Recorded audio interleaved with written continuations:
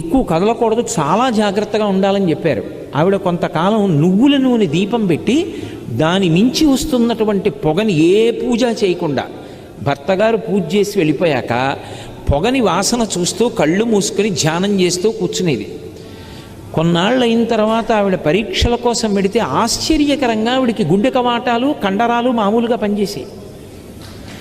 అందుకే కార్తీక మాసం వచ్చినప్పుడు దీపాలు ఎక్కువ పెట్టిస్తారు. కారణం ఏంటంటే బయట చలి, లోపల రక్తనాళాలు కుంచుకుపోతాయి. మళ్ళీ వేడి పెంచడానికి దీపాలు పెట్టి ఆ పొగ ద్వారా ప్రాణుల్ని రక్షిస్తారు.